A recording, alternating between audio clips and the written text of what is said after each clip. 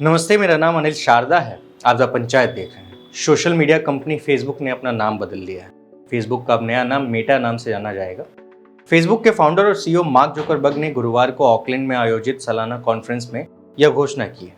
उन्होंने भविष्य में वर्चुअल रियलिटी विजन को हासिल करने के लिए कहा है कि हम खुद को रीब्रांड कर रहे हैं।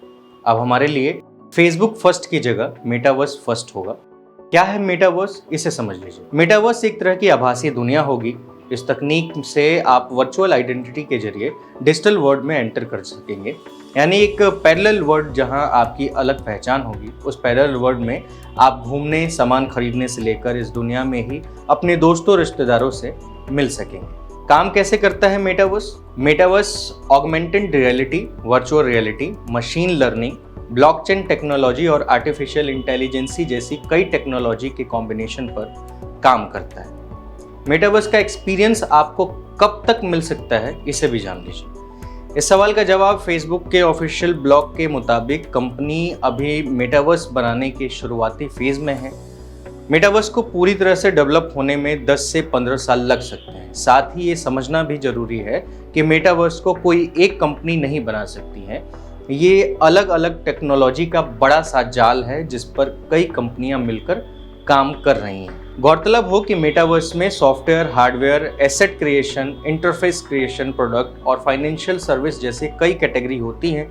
इन सभी कैटेगरी पर सैकड़ों कंपनियां काम कर रही हैं। फेसबुक के अलावा गूगल, एप्पल, स्नैपचैट और एपिक जैसे कई बड़े नाम हैं जो मेटावर्स पर कई सालों से काम कर रहे हैं। अनुमान है कि 2035 तक मेटावर्स 74.8 लाख करोड़ की इंडस्ट्री हो सकती है। इतनी बड़ी कंपनी बन सकती है। शुरुआती फेज में कितना खर्च होगा इसके ऊपर, और फेसबुक इसके ऊपर कितना खर्च कर रहा है, इसका जवाब यह है कि कंपनी मेटावर्स पर $10 बिलियन यानी करीब 75,000 करोड़ रुपए खर्च करेगी। कंपनी की ये बिग ऑगमेंटेड और वर्चुअल रियलिटी पर काम करेगी। इसका इस्तेमाल कर यूजर वर्चुअल वर्ल्ड का एक्सपीरियंस ले सकेंगे।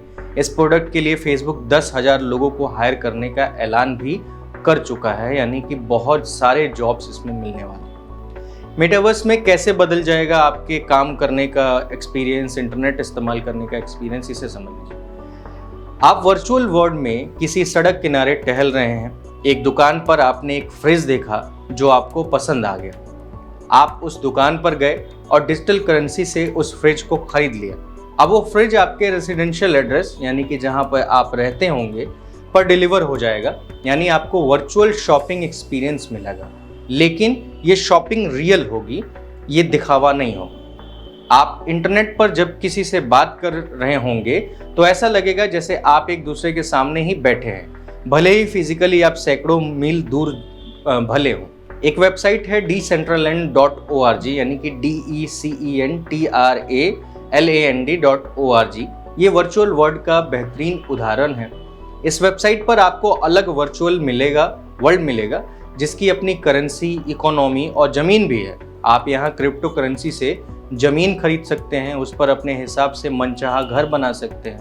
इस वर्चुअल वर्ल्ड में आपको नौकरी भी मिल सकती है। ये वेबसाइट भी मेटावर्स के एलिमेंट पर ही काम करती है और ये बड़ा उदाहरण है। मेटावर्स का आइडिया कब और कहाँ से आया? 1992 में पब्लिश हुए अमेरिकन ऑथर नील स्टीफेंसन के science fiction novel snow crash में पहली बार मेटावर्स शब्द का इस्तेमाल किया गया था। इस नॉवेल में वर्चुअल वर्ल्ड में रियल लोगों के अवतार रहते हैं।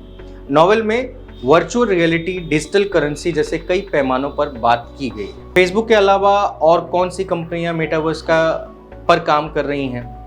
मेटावर्स में software, hardware, asset creation, interface creation, product और फाइनेंशियल सर्विस जैसी कई कैटेगरी होती है। इन सभी कैटेगरी पर सैकड़ों कंपनियां काम कर रही हैं।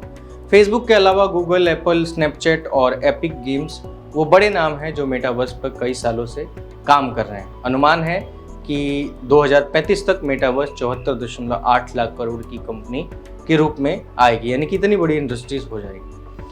मेटावर्स को लेकर क्या खतरे हैं? मेटावर्स के आने से पहले ही इसको लेकर अलग अलग बहस चल रही है, जिनमें सबसे बड़ा मुद्दा डिजिटल प्राइवेसी का है। मेटावर्स पर काम कर रही एपिक गेम्स कंपनी के सीईओ टिम स्वीनी ने 2017 में गेम समिट में कहा था कि जिन प्लेटफॉर्म पर मेटावर्स को बनाया जा रहा है, अगर उन पर प्रोपराइटरी कंपनी का ज़्यादा कंट्रोल होगा तो वे हमारी ज़िंदगी, निजी डेटा और हमारी निजी बातचीत पर सबसे ज़्यादा कंट्रोल कर पाएंगे। ये कंट्रोल इतना ज़्यादा होगा जो आज तक इतिहास में कभी नहीं हुआ हो। तो जितना इसका फ़ायदा है उससे कई गुना ज़्यादा इसका नुकसान भी हो सकता है। इसे भी समझना पड़ेगा। डिजिटल युग एक तरीके से इस तरह से आगे बढ़ रहा है कि उसके खतरे आप आज भी महसूस कर पा रहे हैं। तो इसे अब आपको सोचना है कि किस तरीके से इस्तेमाल हो। हालांकि इसकी ज़रूरत भी है और इसको बहुत ही सतर्कता से इस्तेमाल करने की भी आवश्यकता है।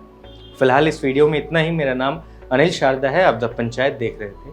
आग्रह फिर से वही कि अगर आप हमारा वीडियो यूट्यूब पर देख रहे हैं तो कृपया चैनल को सब्सक्राइब जरूर करें। फेसबुक पर देख रहे हैं तो पेज को लाइक करें, शेयर करें, सहयोग दें, हमें आगे बढ़ाएं। बहुत बहुत धन्यवाद।